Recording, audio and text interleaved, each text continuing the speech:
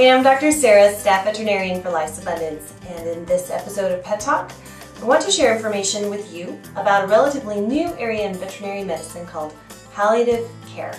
In the not-so-distant past, when a pet was faced with an incurable disease or in constant or intense pain, most treatment plans involved euthanasia.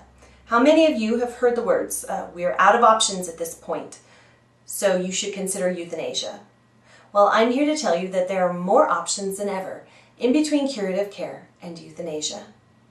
Palliative care is an emerging field in veterinary medicine that is a viable option for keeping pets comfortable and living with their people for a bit longer. It is not geared towards curing a pet's disease, but rather towards providing relief from pain and other distressing symptoms. Palliative care intends neither to hasten nor to postpone death. Ultimately, it's life-affirming and teaches us to regard dying as a normal, natural process. It uses a team approach to offer a support system to help your pet live as actively as possible, enhances quality of life, and can be applied at any stage of the progression of serious disease. I have seen firsthand that pets who receive palliative care early in their disease seem to live better and longer.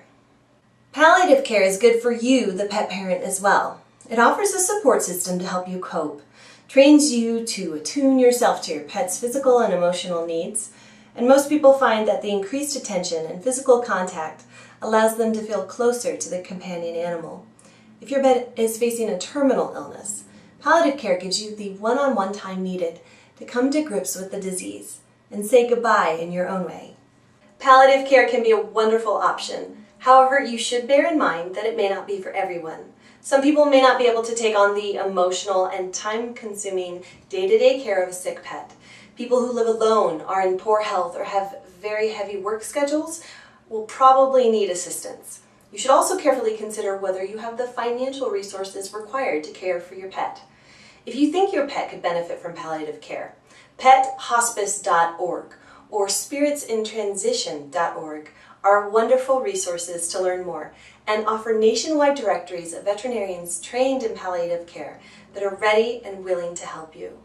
Many people ask me if they should euthanize their companion animal if he or she is suffering. Well, Dr. Robin Downing in Pets Living with Cancer recommends that pet parents establish a bottom line for their pet's quality of life before the time comes to make the decision about euthanasia. At what point is your pet's quality of life unacceptable? When he can't control his own elimination, when she can no longer stand or walk, when his pain is out of control. With this bottom line decided ahead of time, pet parents can know that they will make the right decision when the time comes, and that the final release can happen at home. I ask pet parents to look past their own feelings and truly consider whether or not their companion animal still wants to live. It is painful for us to witness our beloved pet's health decline, and in this, as in so many areas, we tend to get lost in our own experience. Non-human animals are blessed in a way because they tend to go with the flow without asking questions. Even at the end of an animal's life, being in pain does not automatically equate to no longer wanting to live. Did you know that fasting is a natural preparation for death? From the human field, we know that the dying, they just don't feel hungry anymore. Much happens in the last days and hours for a dying human or animal in terms of getting ready internally for the great change of address, and it is a beautiful privilege to see our loved one off, neither holding back nor trying to hasten death, while creating a safe, comfortable, and loving environment. Whatever decision you make, it is good to know that palliative care exists as an option.